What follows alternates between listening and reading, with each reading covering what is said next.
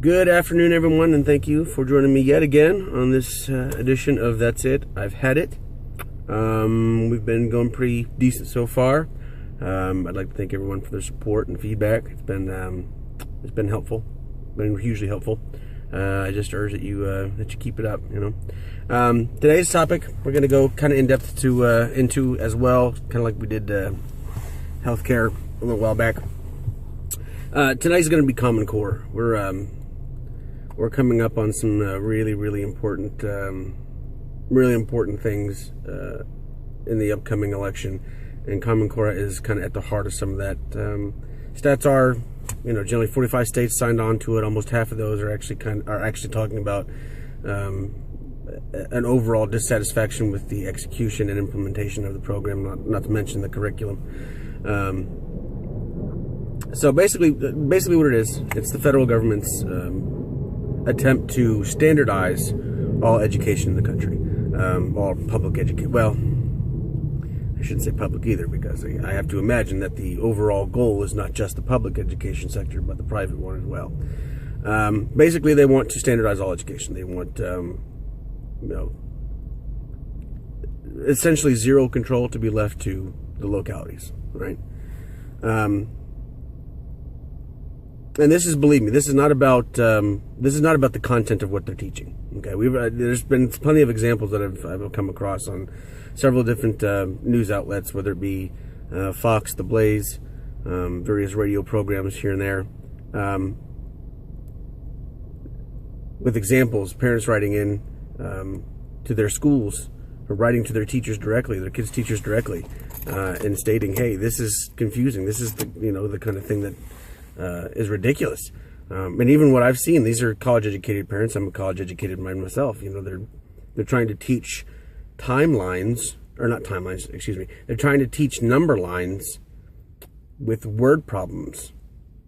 Now, that's 3 different concepts that you're trying to cram into one, second grader's head. It's a little bit much.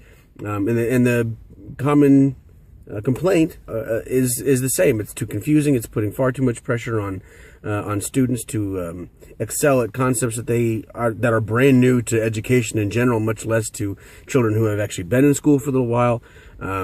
It's kind of ridiculous. So where it is so far, like I said, it's 45 states. It's in our homes. It's in our churches. It's in our communities, our cities, our states. Okay, and here's what I mean by that. I'm sure that CommonCore's reach goes, is intended to go into homeschoolers. Not to say that it is right now, because I don't know for a fact that it is. But should it actually maintain as the educational standard of the land, the curriculum standard of the land, I would imagine that it would probably want to go after the curriculums, or be implemented in the curriculums, curriculi of homeschoolers, right, of private schools, parochial schools, whether faith-based or otherwise. And let's take a look at what it does to the independent school district boards, right? I have to imagine that if the federal government's calling the shots, the local ISD boards aren't going to have any power. They're going to be left, with an angry constituency, whose kids are coming home upset and frustrated, and undereducated because the stuff is taking too long to teach, the exams are taking too long to administer, the overall focus of the curriculum is way too narrow and doesn't allow for any kind of creativity, et cetera, right? So they're going to be facing down these angry constituents and parents with no recourse except for to say, well, call the federal government. That, by definition, is centralization of power. I'm not sure if everybody out there is familiar with that concept, but when you're doing that, when you're essentially rendering those local municipalities useless because rules and regulations come down from above their heads authoritatively, all right, that's exactly what you're doing. That's exactly what you're doing. So now what we have, let's take a look at a perfect example of how horrible a failure this has been so far. Let's take all the public schools in inner cities. Okay, a lot of people are going to get heated about this, start talking smack about me. That's fine. All right, but let's say in general, most inner city schools have been epic failures. All right, graduation rates well under 80%. Well under 80%. Literacy rates that are well below graduation, graduation level. Functionally illiterate students have been graduating high schools, in inner cities. And well, it's not just inner cities, granted, but all right. Obviously, what we're doing in our education systems to thus far, or what we have been doing, hasn't worked. And how many times have we changed our curriculum? How many times have we simplified the curriculum to further meet the growing needs of a burgeoning inner city melting pot where diversity, diversity means change or a necessity for change? How long have we been doing this? And how much of an epic failure has it been? How many students are still coming out of our public schools woefully underprepared for college or a job in the real world? I have to assume, because I talk to some of these kids. It's not hard if you're on Facebook at all, if you're on YouTube at all, if you are on any kind of social medium at all, it is not hard to figure out exactly how smart most of these kids are. And I don't mean that to be disparaging to our youth, because God knows it's their fault. The education system has miserably failed them. Miserably failed them. And it's been going on since well before now. Current or recent graduates of the last 5 years or so, this is not something that's solely applicable to them. I was a product of the public school system as well. Now, granted, I was lucky I was here in Texas, which has a pretty decent school system, but nonetheless, the education that you get in a public school versus the education that you get in a private school, exponentially different. Exponentially different. The private school education is going to be, hands down, far better than your public school education. All right. Now, we'll take a look at the states. We've gone through the homes with our homeschoolers, the churches with our private schools, the communities with our school district boards being rendered useless, the cities with our public schools that have been an epic failure. How much money we thrown at that? So obviously that's not the answer, right? So let's go to the state. So next is going to be the state, these public universities, all right, who take a bunch of money from the government, all right, who set up entire departments to help new students navigate the financial aid mire and muck that has been thrown on them, okay? And they pay them, an entire department, all right, to get federal monies, all right? Now, here's what that means. That means the federal government can come to you and say, regardless of your geographical location, your demographic needs, any kind of advantage you may have based on where you are or the people around you, we are going to make you specialize in something different because we've been footing the bill for the last 45, 50 years. And the interest is still accruing, right? So these great universities that have been specializing in, various forms of agriculture or geological studies or medicine or botany, that have set themselves up over the last 100 or so years as colleges that do this can be instantaneously changed by the federal government because they have the control of the curriculum. And again, it's not about the content. It's about the fact that the government has the power to do it. Because nobody's standing up and saying, nah, we don't want you to do that. They've already done it. They're going to continue to do it until somebody stands up and says, no, we need to stop doing this. You need to stop trying to interfere with what's going on in our communities. All right. I would venture to say that those of us who live in a community are better suited to make decisions about the educational needs of children within that community than those who sit atop their ivory tower in Washington looking down at us like little Sim City people going about our lives. They don't know. Their kids haven't gone to public schools. Their kids have not experienced education the way the general public has experienced education. It stands to reason that they would not have any clue as to how to make a good decision about a public school in an inner city. But the only way that we can keep them from making those decisions and enforcing those things upon us is by telling them, stop. Now, there has been backlash already, thank goodness.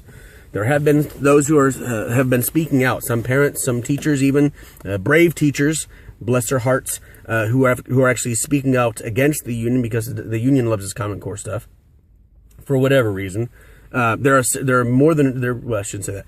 There are several teachers who have come out. There are several advocacy groups who have come out, and believe me, education advocacy groups have never been labeled right-wing extremist groups. These are generally centrist or left-leaning groups. All right, and these groups are coming out and saying, "Look, this stuff doesn't work." Like I said, the exams are too long. The administration of the tests take too long. Special needs kids are sitting there for 3-4 hours at a time, which is not good for developmentally challenged kids. My wife is a doctor, or a master's in developmental psychology. I know this stuff. All right, you sit a kid with some kind of developmental deficiency down for 3.5 hours while every kid around him is being quiet, and you're going to have a disruption in that room. It's going to happen. Now, it might not happen every single time, all right, but the more times that you administer this test, all right, the more likely that kind of thing is to happen. And it will. It will. All right, which I'm sure will lead to just one more, emotional reaction of saying, well, this is how we have to control that. All right? It doesn't work. Jeanette Duderman and Lisa Rudley today, I shouldn't say today, were recently in Newsday. Lisa Rudley is, I believe she was the founder of the New York State Allies for Public Education. She's on the record as saying these exams are too long. The standardization hurts special needs kids. It hurts the ESL kids. Janet Duderman, same, she's a concerned advocate in New York. And again, this is New York. This is not Texas where this stuff is happening. Now, Texas doesn't have CommonCore, but this is not Alabama, which actually it is happening in, but nonetheless, this is still New York. This is not like some bright beacon red state where it's all about small government. For crying out loud, de Blasio is a nut job. Do you see what he's doing in this state? Hardly what I would consider, conservative. And the city, Long Island, the people in the city are speaking out already against this stuff and saying, we don't want it. It doesn't work. Our kids are frustrated. This stuff is confusing to parents who have graduated with master's degrees in mathematics. Ridiculous. It has to stop. So solutions, what do we do? Right? I'm a firm believer in writing your congressman, writing your local school board members, writing your state legislatures, write the president, write everybody. All right? Now almost everybody has a cell phone or a smartphone nowadays, right? There's an app called Congress. It'll give you phone numbers. It'll give you email addresses. It'll even tell you where you are as far as who represents you in your district for representatives. I'm pretty sure they have one for your state as well. Look it up. Call these people. Write them. Inundate them with what it is that you want these people to do. All right? Parents, teachers, everyone's speaking up. CommonCore doesn't work. It's detrimental to our kids. And until we make our voices heard by calling Washington, calling our state capitals and our state legislatures and letting them know, hey, this is the stuff that we get, this is the stuff that we want done, they're not going to listen. They're not going to listen because there's nothing to listen to. If there's no information, they're not going to do anything. They're going to sit, again, in their ivory tower on Capitol Hill, on their hands doing nothing so long as they still get paid. Right? So, write them, inundate them, call them. Let them know that you're displeased with this stuff. Otherwise, we can kiss this education system goodbye completely. Not that it's all that great now, but it'll be totally gone. All right? And we're looking at the complete secularization of our society by the education system, where we are systematically and surgically removing God out of schools. Even though up until the late 1800s, the Bible was the only textbook taught in schools. Well, many schools. We have a lot of work to do. I encourage you, again, please contact me. Let me know your thoughts, your concerns. If you have questions, ask questions. If I can answer them, I'll answer them for you. That's you can email me at thepapersusa@politician.com. That's ThePapersusa politician.com. Or you can use that email and find me on YouTube and Twitter as well. We need it. Like I said, we have work to do, and we need to keep it up. So download the Congress app. Find out who your representatives are. Take personal accountability. Go find these people's names. Go find these people's contact information and tell them. Beep in their ear, yell in their ear, whatever you got to do, tell them.